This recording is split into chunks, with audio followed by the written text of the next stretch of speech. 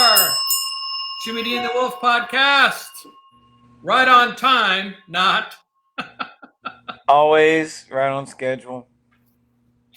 Yeah, we had some technical difficulties. Apologies to any of you that were waiting. We've been as consistent as anything this year. Maybe even more so. Consistent with inconsistencies. Yeah. That's the theme. Yeah, consistent with our inconsistencies. So, wow, we just had a huge election in this country and haven't Yeah. a winner yet. People are losing their minds, man. Yeah. Um, This thing could go on for a while.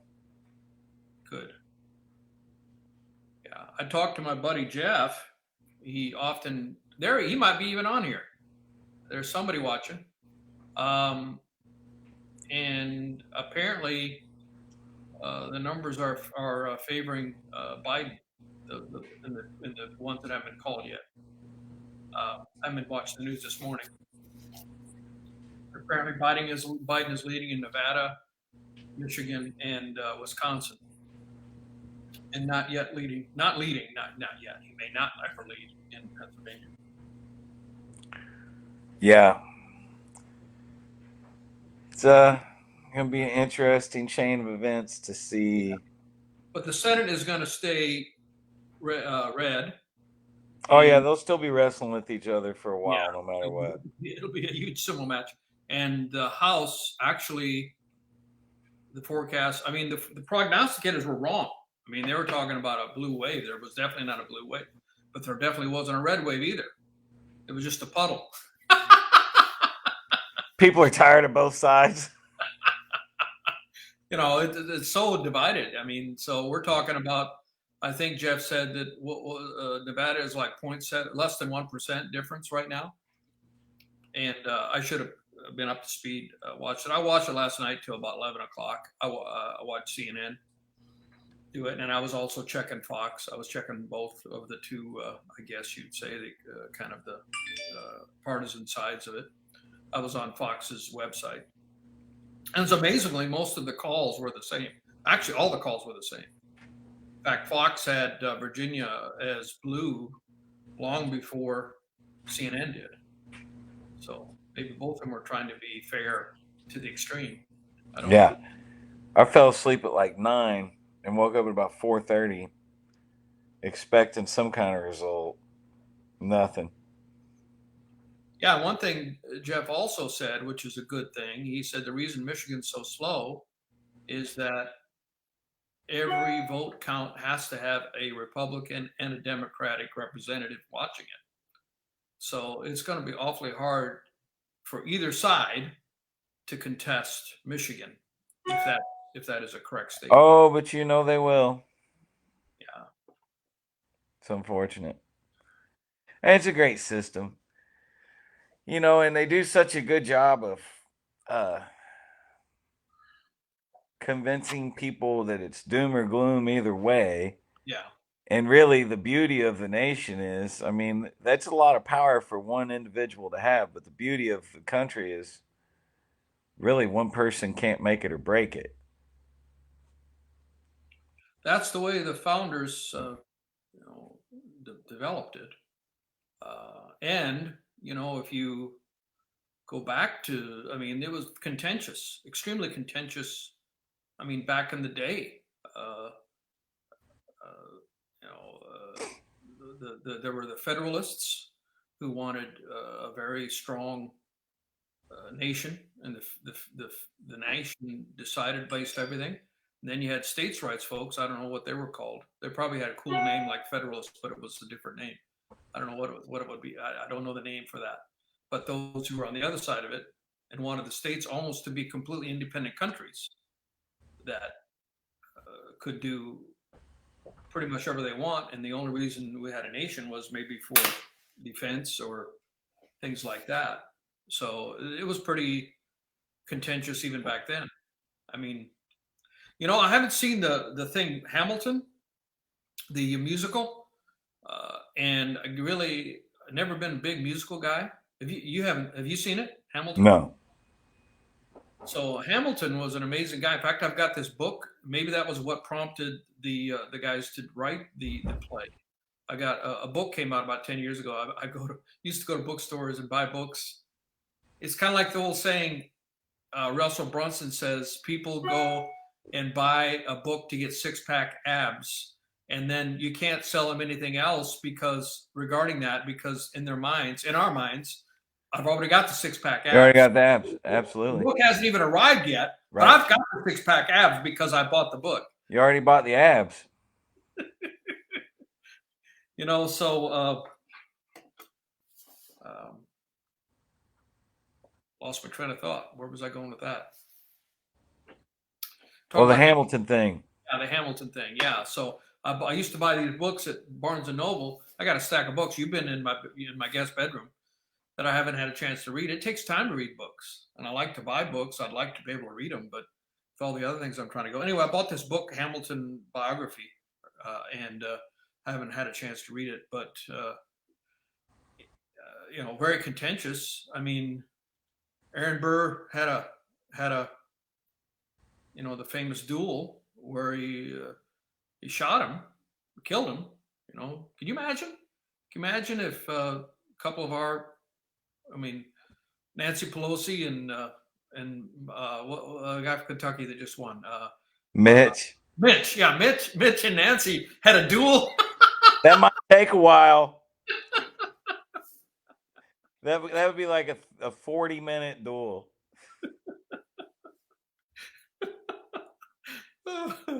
Just keep And shooting and apparently, missing each other. I guess duels were actually illegal at that time. It was an archaic way of settling, and they'd already outlawed it, and they did it anyway. And Burr ended up being pretty much in disgrace at the end of his life. He was a big player. I mean, he had a lot going on, but that contributed to him. There were other things apparently that contributed to him being in disgrace. I mean, the name of the musical is not Burr; it's Hamilton, right? Right. Hamilton, a highly revered figure. I've read that in the West, the Old West, that the duels weren't nearly as common as they're portrayed to be. Most of those shootings, people were shot in the back, which makes perfect sense. Of course, they weren't squaring off with each other. Should win out unless you get shot in the back. Right, right. It's been romanticized so much that everybody thinks they had a disagreement and they just 10 paces deal. I think more times than not, it was in the back.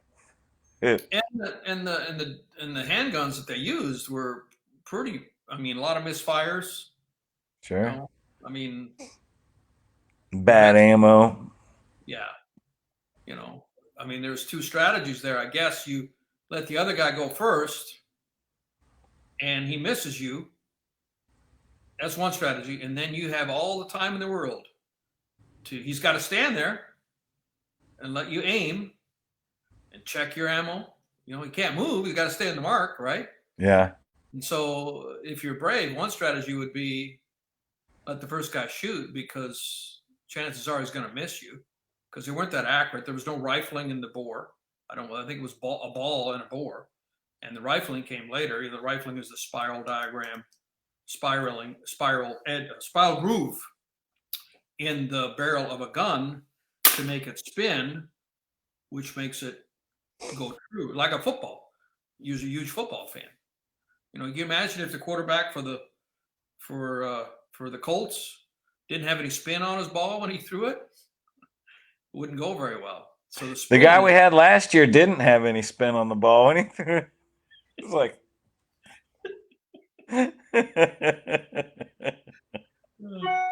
looked like he was skipping rocks, man. Yeah, so I think back then, I don't think that'd be interesting to research. When did rifling become a thing? I worked at Remington Arms. My first, when I graduated college, I went to work for DuPont. And one of the reasons I went to DuPont, I mean, I didn't know much about anything about corporations.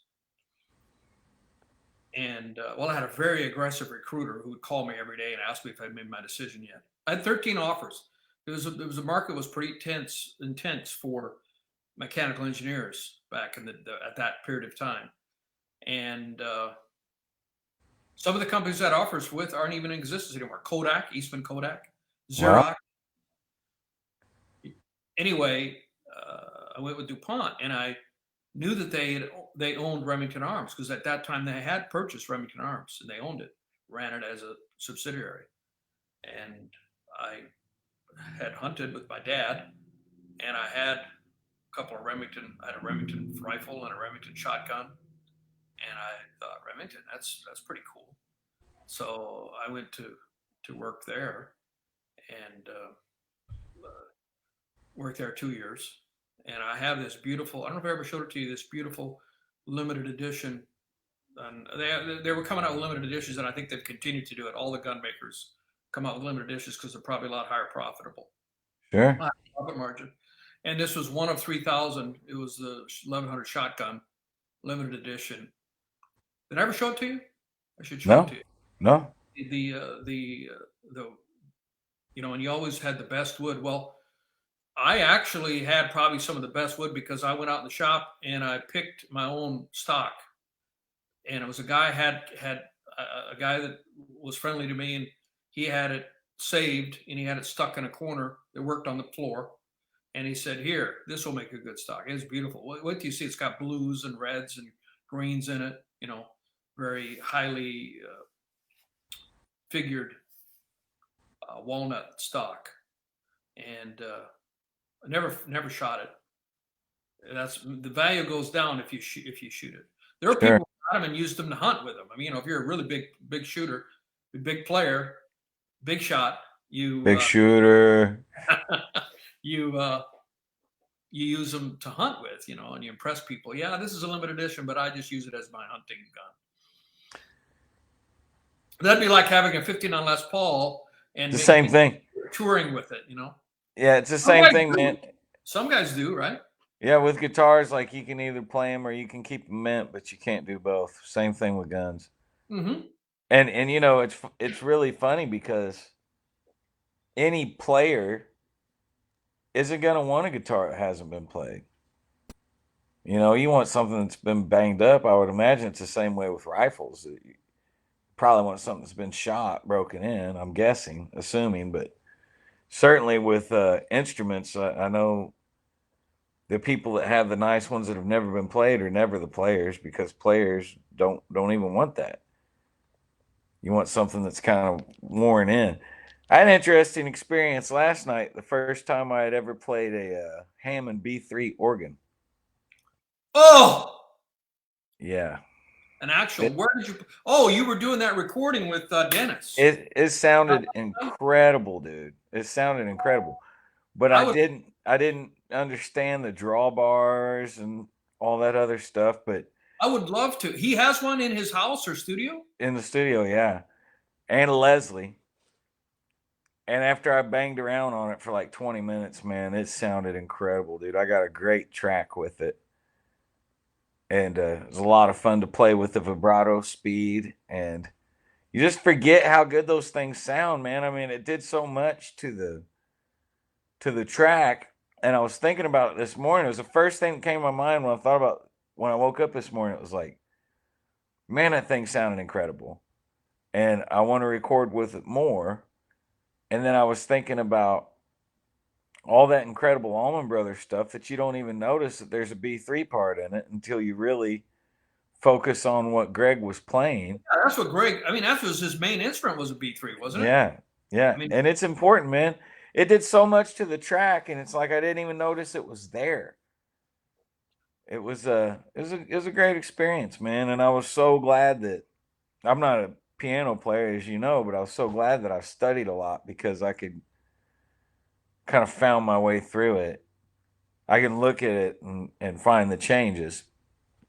I would like to have a chance to play on that myself. If you would, if I'm, Dude, come up. yeah. Come up, man. It's sounding pretty good. We should cut some stuff down there together.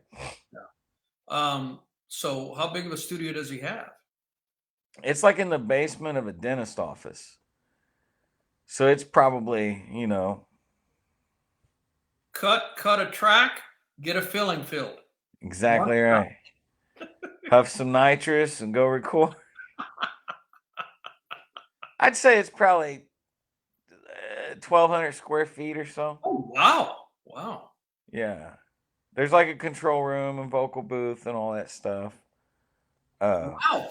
Wow. Nice. Yeah, and it's right at the bottom of the hill.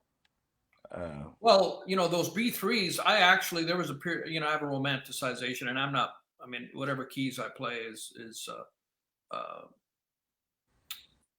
self-taught. And I put organ on most of the tracks that I do. I mean, it's digital.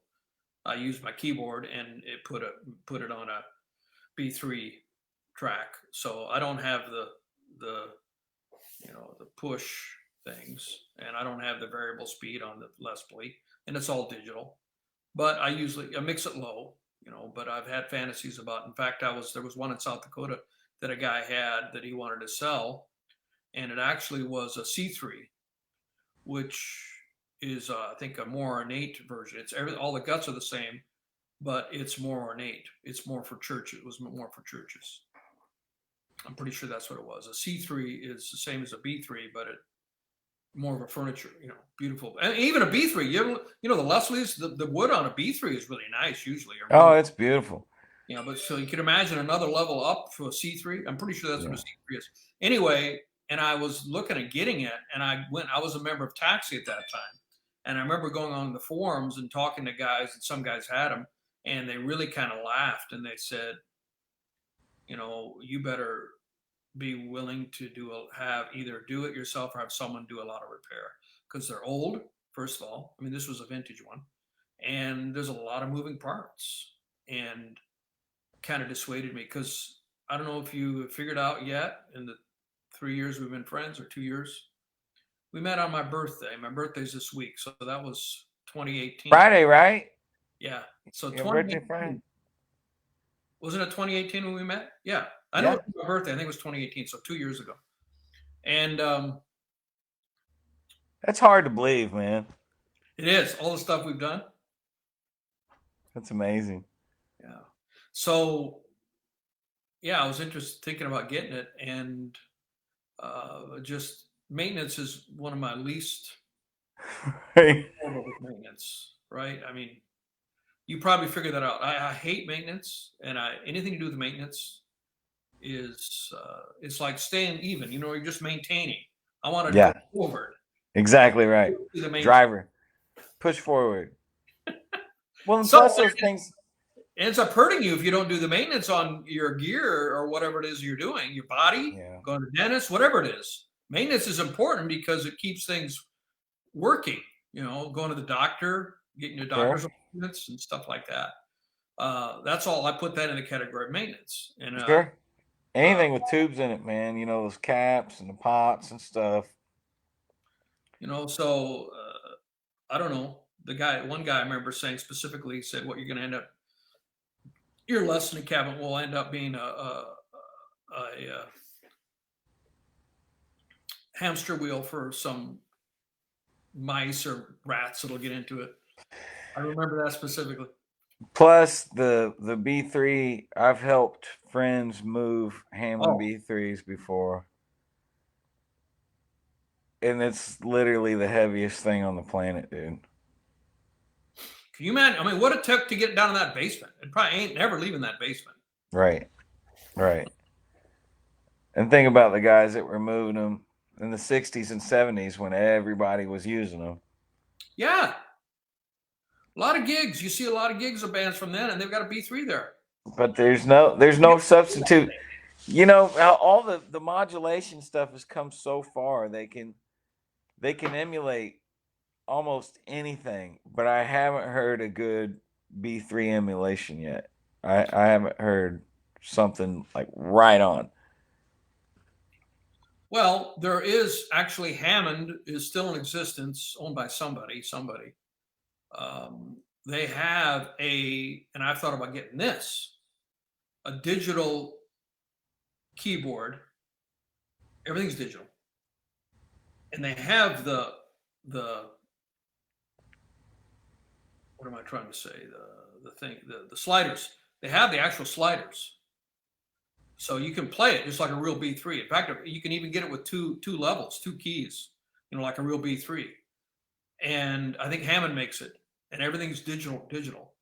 And then what you do is you get one of these, and I thought about getting one of these for guitar because as you know well, Stevie did on he liked it on the Hammond B3 on the Fender. What was that? Which model was that? The amp. He used it on Cold. It's a Cold Shot Baby. He used the B3 emulation, the Fender model that had the B3 emulation. Oh, Vibraverb or something like that? Yeah, Vibra something. But it's not a real B3. It's not a rotating, because what gets that, it's that Doppler effect when you got that horn that's rotating. Right. That's the main part. Now the treble, it doesn't, that even rotates too. The treble, or I'm sorry, the bass, on a real Leslie, the bass rotates and also the horn. But there's a model that is out. I don't think it's by Hammond. It's by an aftermarket. And I've looked at getting it. I've looked at it in years, but I don't know if they still make it. Probably get one aftermarket where they have the rotating horn. And it's a small little cabinet. It doesn't have to be a big cabinet. Small little cabinet. It's just the rotating effect. Rotating effect. And then for the bass part, they emulate that. That's modeled. That's digitally modeled. But you still have the actual rotating horn. And that's like a good, because what you really hear is more of the stuff that comes through the horn, right? I mean, the bass is less prominent. You hear that horn. If you got a rotating horn, you're probably 80% there. And it's a small little box. I have to look that up. And I was actually thinking about that the other day when I was thinking about getting back on my gear craze of. We've had some conversations about this. And I was thinking about, because I just love the Leslie sound. And that Vibra, all that was a flat plate with a hole in it that rotated in front of the speaker. That was such a poor facsimile of a real Leslie. The speaker is stationary, but it had a plate that was as big as a speaker with a hole in it, and so that hole was moving, and it was only going in like 2-dimension, versus a real horn is more of a 3D thing, right? Yes. You got the depth of it coming and going. I mean, just put a plate in front of a speaker and have it rotate. That's not a real Doppler effect. But if you have the Doppler effect is, for those of you people that may not know, the sound of when a train goes by and the pitch goes up. That's called a Doppler effect. Maybe everybody knows that. And so as the sound is coming towards you, it goes up in pitch, and as it reaches you, it reaches its crescendo or its peak, and then as it goes away from you, it goes down in pitch. Obviously, the pitch isn't changing on the train. If you were on the train, whatever noise you would hear would be the same pitch, but it's relative to the person listening to it. That's a Doppler effect. So when you have that speaker rotating, it's getting farther away and closer and farther away and closer. But just having a plate in front of the speaker, that ain't no Doppler effect. Yeah. That's like going like that. That's right. Is this the Doppler effect? Not really.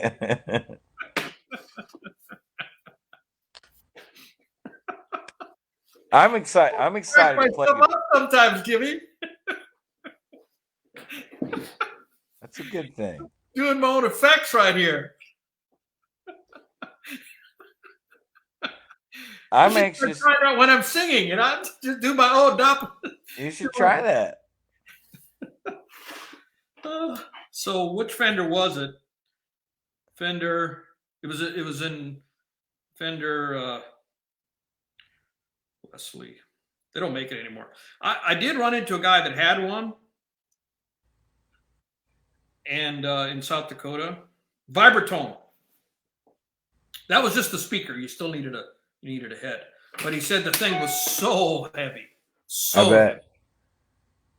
So it must, I don't know, whatever they built it like a tank, I guess. But he said, it's almost impractical, because you have to lug it around. I remember I saw it was an open mic night, or at a place, the Latitude 44 in Sioux Falls, and and of course I saw that, and I'm like, wow, because I've always been fascinated by that and wanted one of those. And I talked to him about it, and he said, yeah, it's kind of cool for a few songs, but it's a bitch to move. It's so heavy. Yeah. So that kind of defeats it. But if you could get this new, I'm trying to, I'm excited to play guitar through it, yeah. through the Leslie. Let's see. You don't see them every day. There's a Leslie here. You can buy one. Hammond Leslie Studio from Guitar Center. It's not made of wood.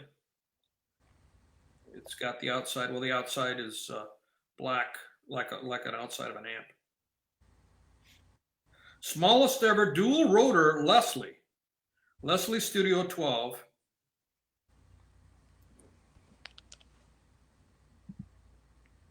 $1,500. That would be worth it for a studio. Can you see it? That would be completely worth it, man. Well, I've never run into anybody who had the same fascination for the Leslie as I do. We're just two peas in a pod, Jimmy. That's right, man. Some of my favorite tones were the Leslie. The original Little Wing was cut on a Leslie, Strat through a Leslie, and I've always thought that's one of the most beautiful guitar tones ever. Wow, It's bell like. I mean, how big is this thing? $15.95. Organ, guitar, rotary speaker, black. Well, we're both about due for a gear binge. We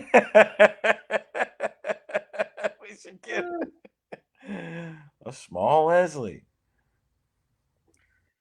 Well, it says it's the normal size. That'd be big. But it says smallest ever. So I don't know. Leslie Studio 12 is the same size and weight as the popular C37 guitar Leslie. Well, I don't know what that is. What size is it? Where's the dimensions? So it's 29 inches wide, 20 inches deep, and 26 inches. So, wow, it's less than 3 feet by 3 feet cube. That's tiny compared to a real one. Yeah, the regular ones are what? What would be 4.5 feet cube? Yeah, it was massive. Hi, Sissy. Wow, I'm going to look into that. I wonder if they have it over at Guitar Center. They're closing Guitar Centers, by the way. You know, you may have heard the news. Guitar Center is in bankruptcy again. They can't just make any money. They've always been right on the teetering on the edge. And I think those of you who aren't musicians, Guitar Center is the equivalent of the Walmart, the superstore Right. for music. Right. And they have about 300 of them across the country, and you walk in and they have anything you could ever want, and pretty much the cheapest price. And you get about the same level of customer service that you get at Walmart. It's Walmart, yeah, Walmart level customer service. Exactly. Can someone help me? No one there. Oh, we got some people. I'm so sorry. Who do we got here? We got Steve Johns. Oh, Steve says that's weird sitting here looking at a pedal that is supposed to sound like a Leslie. Yeah, there's a lot of pedals that are supposed to. Crystal says hello, Jimmy. So we have a couple of people that have popped in. Yeah, there's a couple pedal emulations, and I have a couple of them, but they just don't quite do it, do they?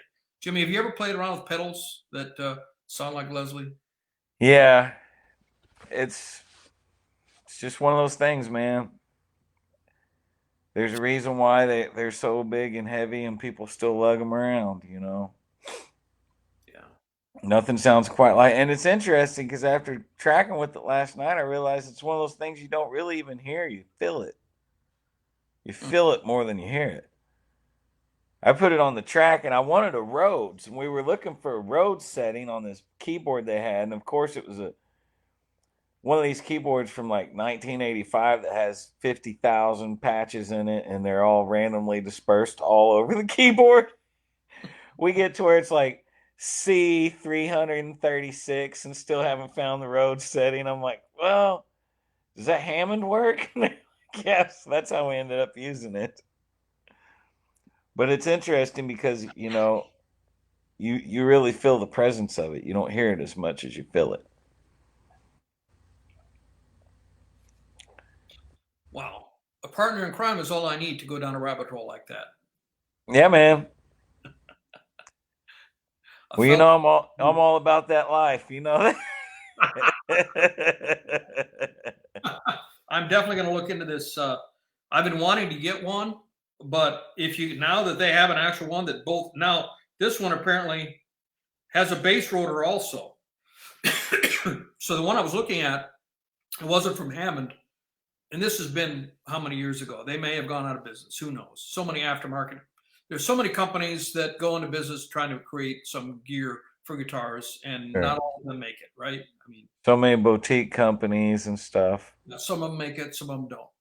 A lot of them exist and are making it, but this company that I was looking at, this might have been 10 years ago, had the rotating rotor, like I said, but the bass was stationary, and they emulated that with DSP, digital signal processing.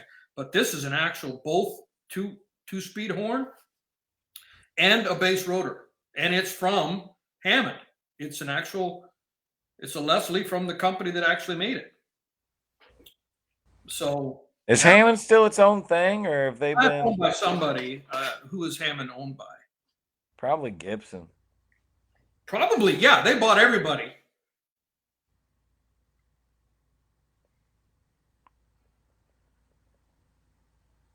So Guitar Center's going belly up. Well, they've been saying they've been going to bellies up for you know uh, for years. I remember 10 years ago they were supposed to be going belly up. I mean, they just are constant. And then they restructure. Suzuki. They're owned by Suzuki. Wow.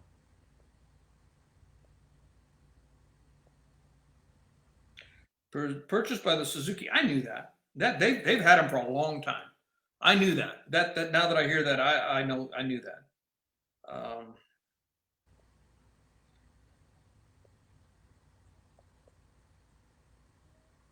About 2 million Hammond organs have been manufactured. Originally marketed to churches as a substitute for pipe organs, cheaper than pipe organs.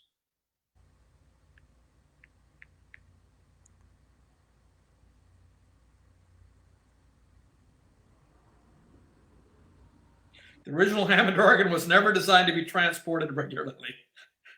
Obviously not.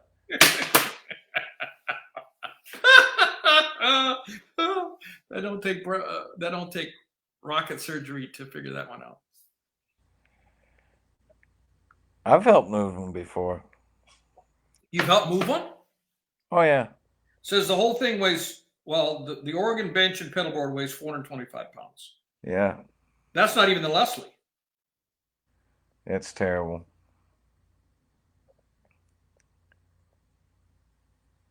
But the sound. I mean, the sound. The sound. Well, we should get one of those little ones, one of those spin-offs. Or the Hammond one, the 3 feet square, cubed one. Why not get a real Hammond? Play guitar through it. Yeah. That's what I'm going to do tonight, man. I'm going back down there tonight, and I didn't have an electric guitar with me. Organ emulation, run it through there. Rather than just do it all digital. Slowly upgrade my organ emulations, and then eventually get there's I thought there was a Hammond B3 digital version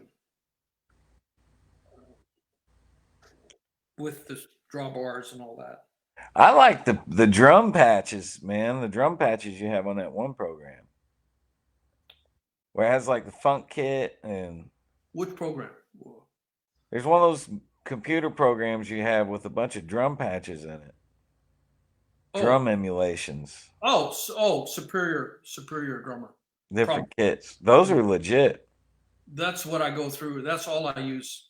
I'm recording. I'm doing my Monday video. What day is today? Wednesday? It says right on my YouTube channel, videos every Monday and Friday. My Monday video is going up today.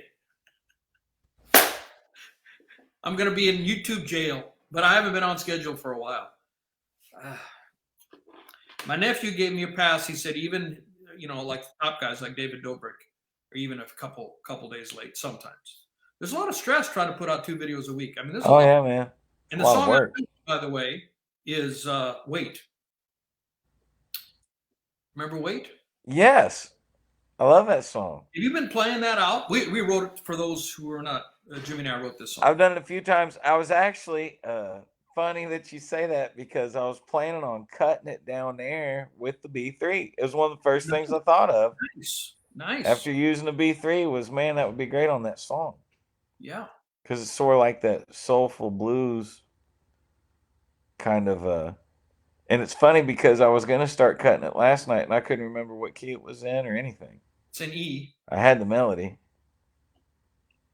Oh, Steve asks, where can I get a Fender Princeton Reverb amp 57 amp repaired and not have to worry about doing it right? Works, but it works, but it hums a lot. I think if I'm reading it, he wants someone who will do it right. Okay, Jimmy, you're the guy for that to give the answer.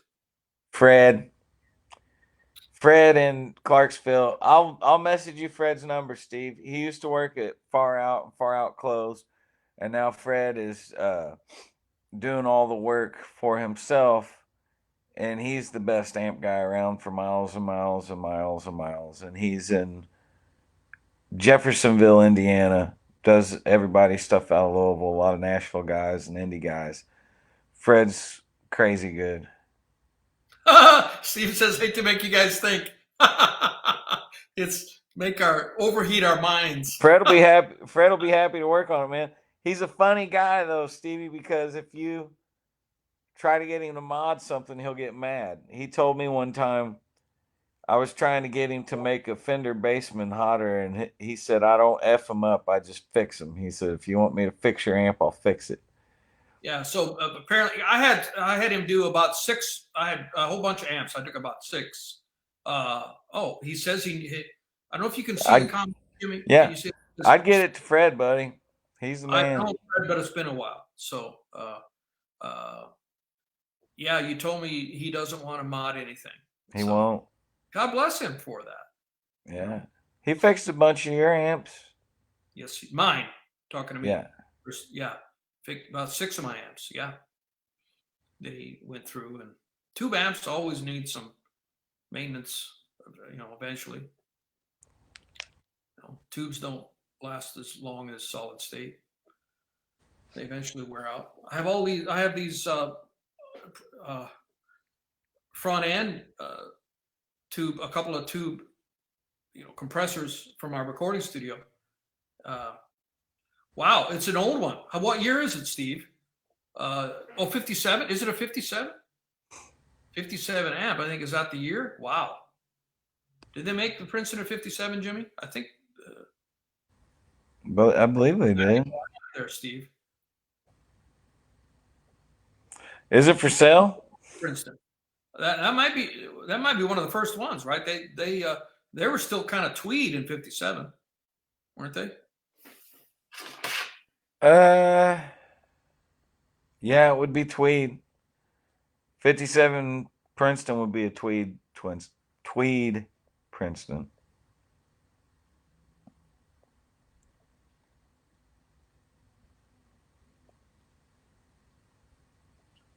What year is yours, Jimmy? Mine is a 1970, I believe.